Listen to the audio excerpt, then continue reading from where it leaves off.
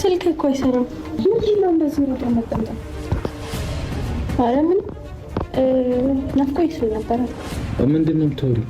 በቃ እንድንለያይ አልፈልግም። አይደለም በተረዳሁሽ ልክ ተረድቼሻለሁ። መጀመሪያም ይሄን ስለማውቅ ነው ስለምረዳ። ቆይ ዝም በይ አዳምጪኝ። አንተ ዝም በል ብሩኬ፣ ዝም በል። ምን የቀራ ነገር አለ?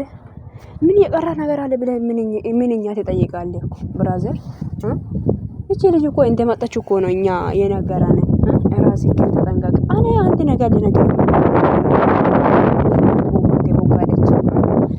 አንተ አንድ ሴት አምጥተህ ራስህ ደረት ላይ ከማስተኛት በፊት አንድ ሴት ነችና ምናልባት ፊሊንጉ ሊቀየርብኝ ይችላል። እኔ ሌላ ህይወት አለኝ። ዛሬ የሚያመጣው ለዚህቺ ነገር ነው።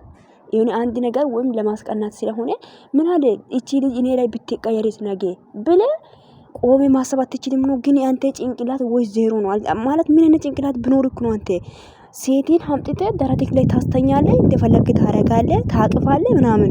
ከዛ በኋላ አፍቅረናል ሲሉ እኔ ምን አውቃለሁ? እኔ እኮ ደውለሽ እንዴ ጠራሽን ትላለህ። ግን ምን አይነት ጅል ነው አንተ? አልገባኝም።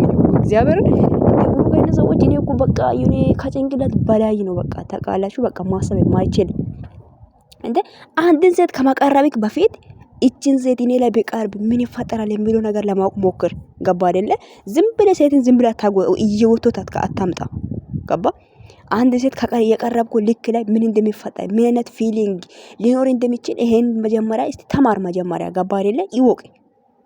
ዝም ብሎ ሴት ነው ስለተባለ ጎትቶ ያመጣል። ኧረ በስመ አብ ወልድ አይደብርም እንዴ አንተ?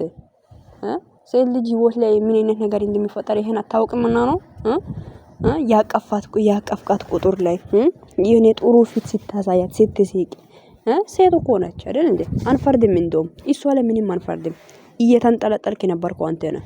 እንደውም ደግ አደረጋይ። በጥፊ ቢታጋጭኝ ካንተ ስለኛል እኔ እግዚአብሔርን እንደ ባለፈው ሊንዳ ማለት ነው። ገባ? የምር ነው።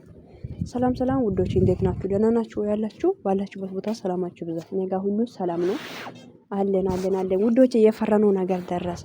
የፈራነው ነገር እየነገረን ነበር። ይህ ነገር እንደሚፈጠርም አውቀንም ነበር። ያው ዛሬ ሳይሆን ያ እቺ ልጅ እንደመጣች ነው ያወቀነው እኛ። እቺ ልጅ እሱን እንደምታፈቅር ለሱ ፊሊንግ እንዳለ በእውነት በትክክል ያሳያል። ምክንያቱም ዛሬ አይደለም የሆነ ሰውን ለማስቀናት የመጣ ሰው አይደለም የምትመስለው እሷ።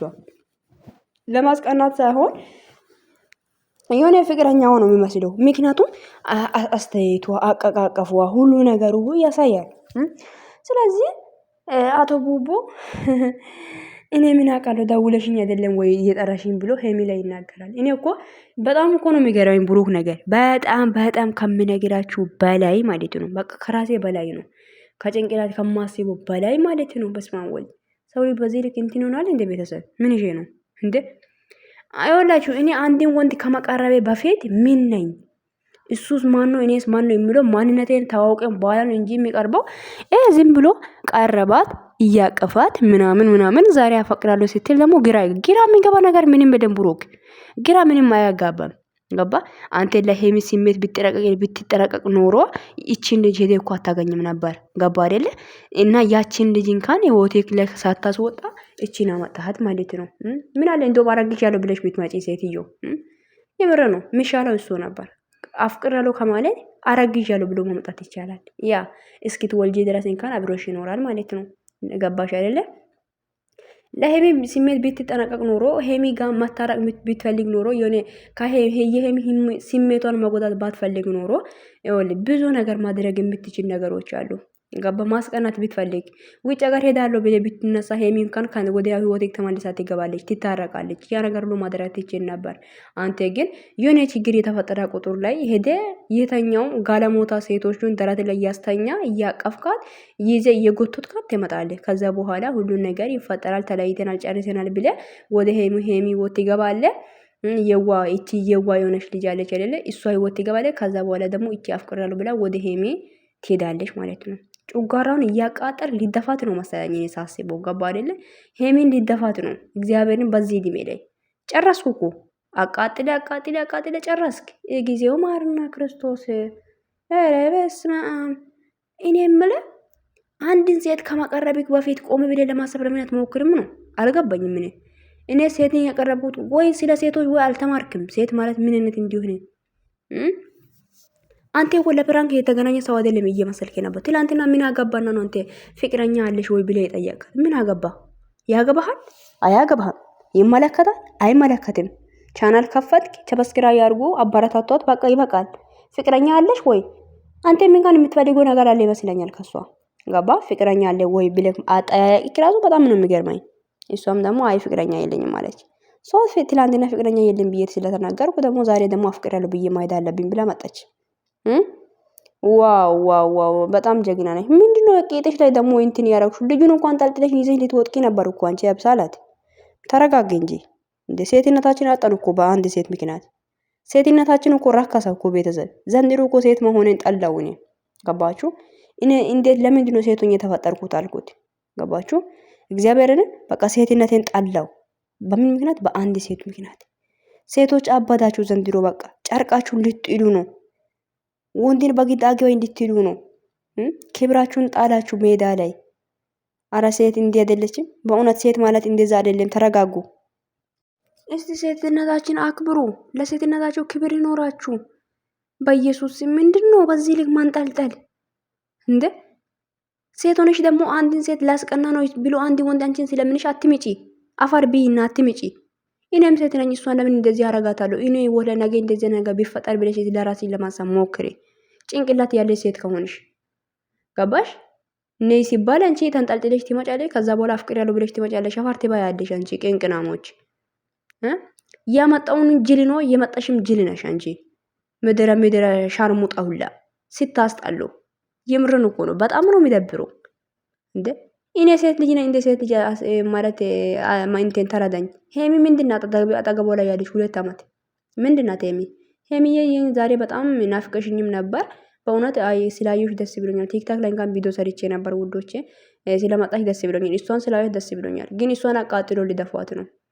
ሊደፏት ብቻ ፈጣሪ ይጠብቅሽ። እግዚአብሔርን ፈጣሪ ይጠብቅሽ። እና ሄሚዬ ይቺ ልጅ አልተመቸችም። እጅ እንዳትሰጪ ገባሽ? እና አሁን እኮ አታፍሩም እኮ ሄሚ ነች ይቺ ልጅ እንደዚህ ያረጋችሁ ልትሉ ትችላላችሁ። አታፍዱም። ምድረብሽ ቆጭ አላችሁና እና ብቻ አላቅም። ሄሚ አንቺ ብቻ ዳና ሆኝ። ይሄ አጠገብሽ ላይ ያለው ሰውማ በቃ ዘንድሮ አብዷል። እግዚአብሔር ነው አብዷል። ጨርቁን ሊጣል ነው እሱ። ሴቱን አንቺ ጋር በህጣለ ቁጥር ላይ አንጠልጥሎ ሴትን ያመጣል። ሴቶች ጋር ይሄዳል። ከዛ ሴቶች ደግሞ አፍቅረናል ብሎ እየተንጠለጠሉ ይመጣሉ ማለት ነው። ደስ አይልም? በጣም ደስ ይላል። እኔ ለማንኛውም ውዶቼ በጣም ነው የምወዳችሁ፣ በጣም ነው ማከብራችሁ። ብሩክ የሚባል ሰውዬ የሚቀሩ እስቲ የሚቀሩ ላሞች የምትባሉት የሚቀሩ እስቲ ምክር የሚታቁ ሰዎች ካላችሁ ማለት ነው። ኦዲየንሶች የሚለው ነገር አይሰማም ማለት እኛ እኮ እቺ ልጅ እንደሚታፈቅር አውቀን ነበር። በቃ ያኔ ከማመጣቷ በፊት ሁሉ ነገሩ ያሳያል። ገባችሁ? ለስራ የመጣ ሰው አትመስልም ነበር። የጀመረው አሁን እኮ ምን ብሎ የጀመረው ነገር ስላለ መጨረስ አለብን። በቃ ማቆም የለበትም።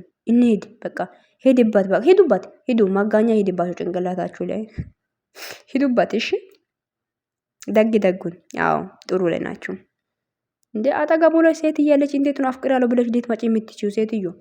እሱ ለምን እንደጠላሽ አታውቅም ነው? ለማስቀናት ነበር የመጣሽው። አሁን ደግሞ ሌላ ጉድ አፍቅሬያለሁ። ኧረ በስመ አብ! መለየት የለብንም። እንላላስ ማሳሳም አለብን። ማለጣጠፍ አለብን። ካንተ መለየት አልፈልግም ነው። አንተን አጥቼ መኖር አልችልም። የምርሽን ነው? አንቺ ህፃን፣ አንቺ ወጥቄጥ ምን ትመስላለሽ? በእናታችሁ ላይሽ አልፈልግም ስልሽ እኮ ደጋግሜ እየመጣሽ እኮ ጨጓራችን አቃጠልሽ እኮ አንቺ።